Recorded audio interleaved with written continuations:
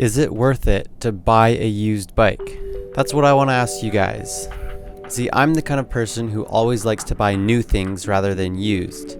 I really like to take care of my things and make them last long. But when I was looking for a new DH bike last year, I was thinking to myself, this time I'm okay with getting something used, especially since I don't have as much money to spend and I really do want to have a 26-inch DH bike. I did a lot of research on what I would like, and ultimately I am actually very happy with the Devinci Wilson. Now, there is a crucial mistake that I made when buying this bike that I will never make again, and I want to make sure you guys don't make this mistake either. Basically, I didn't give myself the chance or the time to really check this bike out properly to see if it was really worth the $2,500 I spent on it. Basically, I was just trusting the seller's word that it was in mint condition, and I did ask him a lot about the bike through texting just to kind of ensure that I would be getting a good quality bike. And basically he says that, he only ridden it about 10 times in the past 2 years, and I thought that sounds pretty good. He said he was not the original owner, but he knew the guy that he bought it from, and that the original owner had upgraded many of the parts in this bike, so not much of it was stock. He was saying the bike was pretty mint and that the rear shock was just newly rebuilt just before I got it. Now, just to meet the guy with the bike, I needed to travel about 5 hours and across 2 ferries just to get to him. And so I really wanted to make sure that this was worth my while. And I was feeling comfortable and confident that this bike will be great for me and worth the money. So I committed an entire day to traveling there and back. Now, to top it off, I only gave myself about 5 minutes max to meet the guy after the ferry, look at the bike, pay him, put on my bike rack, and then get back to the ferry for the return trip, since I would literally be taking the exact same ferry back that I came on, which would leave about 5-10 minutes after it arrived. So I was in a really rushed state. I needed to make sure I got back on that same ferry so I didn't have to wait so long for the next one. Now, that is not something I will ever put myself through anymore when buying something used and worth this much money, since I really didn't know what I was even buying. He basically just told me that the front wheel was just missing a spoke, and that's about all. Otherwise, it was all running great, he says. And I believed him, since I didn't have the time to discover the multitude of issues I would soon find. I mean, when you first get on the bike, the first thing you notice is the suspension, and it really did feel nice on this bike. And so, of course, that feels great, and that's wonderful. And one of the first things I started to notice was there's some major top out in the rear shock. And so I took it to the bike shop to ask them how exactly to fix that and why that was. And they noticed that the rear coil was really damaged with a whole lot of paint chips. I had never even seen that before, and that the coil was tightened way too tight, which causes a lot of stress on the shock. And so I did get a new coil as well as new frame bearings at the same time, and that did seem to help a bit. And then I quickly noticed that the rear rotor was actually bent, so I had to replace that, of course. So I didn't realize at first, but I soon found out that the whole rear triangle is actually not the original rear triangle. And so that means that this bike must have gotten wrecked pretty badly to require those replacements. And even with the replaced rear triangle, the chainstay also had a dent on it still. I didn't for sure know it was a dent until I peeled back a bunch of tape and paint that was put over top of that part of the chainstay. Then I realized, there's actually a dent here. The wheels really needed a truing, more than just simply putting a spoke on the front wheel. They were both pretty wobbly, and there's also a flat spot on both wheels, most noticeable on the back one, of course. I would see comments from people saying that these wheels are bomb-proof. I mean, if so, then this bike literally went through a war. But I did get the wheels trued, so they're certainly better than they were before. Now, one of the really annoying things I found is that this hub is actually slightly shorter than what the bike would fit, which would be a 150mm hub. And so that means you're slightly squeezing the rear triangle into the hub to make it fit properly. But when I did that, I realized that with my new rotor, the brakes would constantly be rubbing up against the disc. And you couldn't adjust the brake pads anywhere further out. They would always have to be rubbing against the disc. And so what I ended up having to do is put this washer there. And some bike shops kind of didn't entirely recommend it, but I mean, that's literally the only way I can get this wheel to be rolling normally.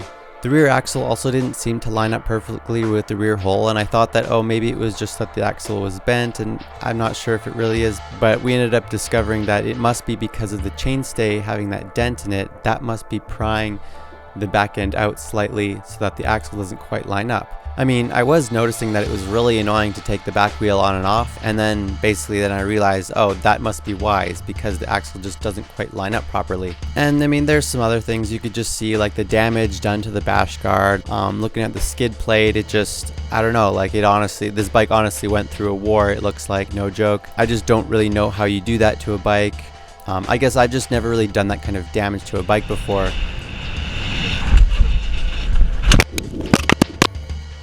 Well, okay, maybe I should watch what I say. But still, it just makes me worry, like, how was this bike really treated, you know, to have all this damage to these parts, and it just does not look normal. I mean there were some bolts that were getting kind of stripped, so they're harder to take out.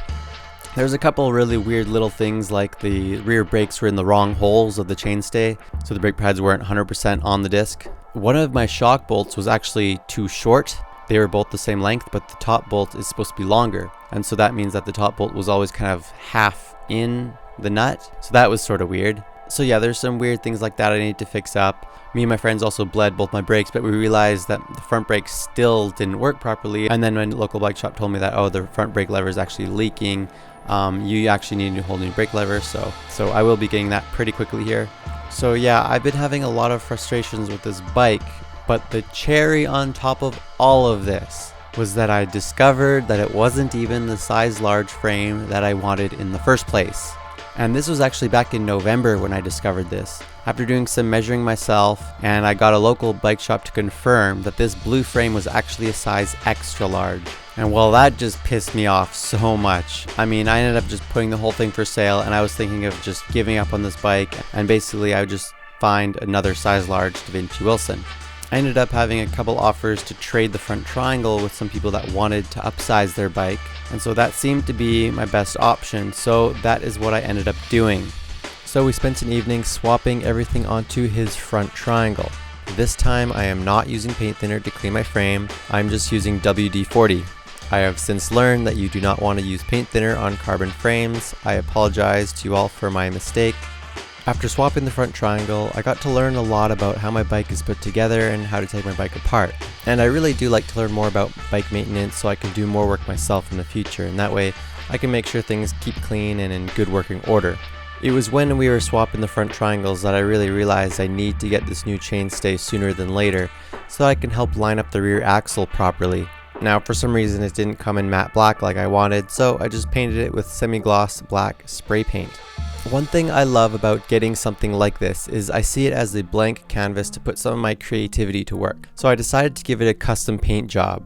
So I matched the yellow of the frame and painted my own stripes onto it, vaguely resembling the original paint job for this bike. The original chainstay says Devinci, but I made it say something a little bit different.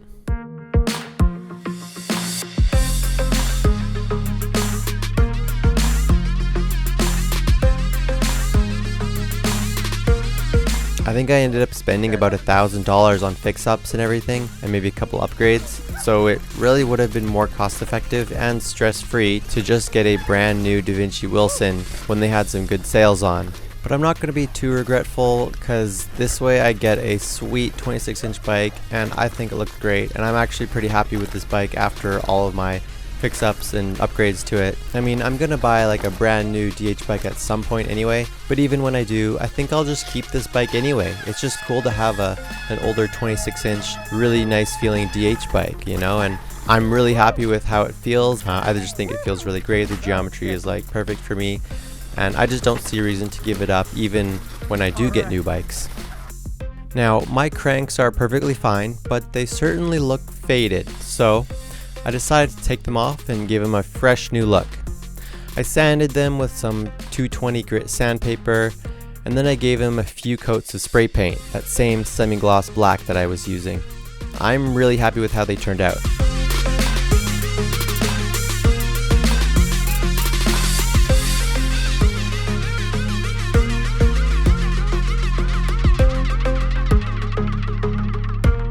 Now, while I am painting all these parts, I might as well touch up a couple spots on the frame at the same time.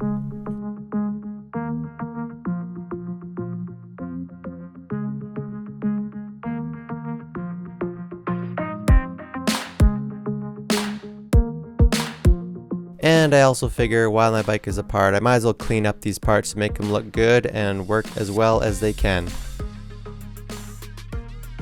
Don't worry, I will still be replacing the splash guard soon enough. Back in 2011, I won a straight line package from some contests on Pinkbike. Now I never really used this chain guide though, so I thought this would be a great time to finally use it.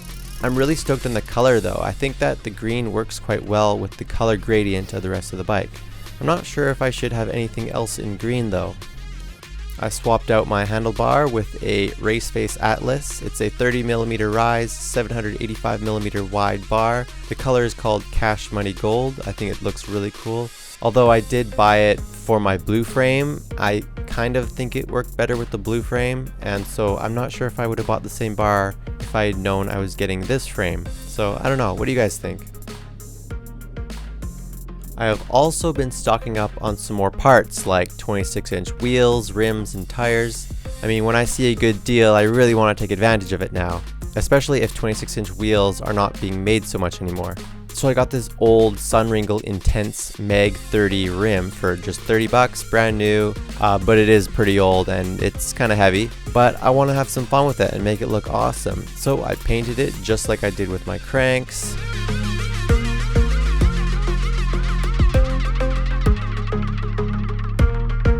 I also bought this Hope Pro 4 hub used off of someone. It's in nice shape. And then one of the bike shops was able to find me some really good deals on whole complete wheel sets. So I paid just $290 for this whole wheel set with Alex, rims, Supra, BH, and then I put some of my own tires onto this thing, and these wheels are ready to go as soon as I get my new chainstay installed. I will be making another proper bike check video once I have finished putting all the other upgrades onto this thing. So I was really stoked to be able to get these 2.5-inch Magic Marys because I don't seem to be able to find these very easily for 26-inch wheels. I was able to get them for cheaper from one of my shops that could order them because they seem to be on clearance. So I grabbed two of them and they're actually pretty thick. You can see they're actually 64mm wide. That's actually the widest sidewalls I've ever had in any of my tires before. So I just love fat tires. I think they're just like the coolest thing. And I also bought this Maxxis Minion DHR2 for the rear wheel. It's a 2.4-inch. I've got lots of tires, I've got lots of stuff stocked up now, and I'm pretty stoked. You can always see the current build of this bike if you visit my profile on kit.com/JordanBoostmaster. The link is in the description. There you will find affiliate links to all the items which I use, and of course when you purchase through those affiliate links I get a small commission, and it's just a simple way of helping out this channel. You can also find lots of information on my website jordanboostmaster.com as well. So let me know what you guys think of the work I'm doing on my bike. Do you think there's anything I should change or change up or fix to make it look even more epic? And have any of you guys had any bad stories of buying a used bike or something like that where it was just a terrible experience similar to mine or anything like that? I'd love to hear about them in the comments below. Thank you for watching. I want to give a special thanks to my Boostmaster patrons. If you love downhill and freeride or just love riding mountain bikes, then consider subscribing. And if you like to see more content and keep me rolling on two wheels, then check out my Patreon page.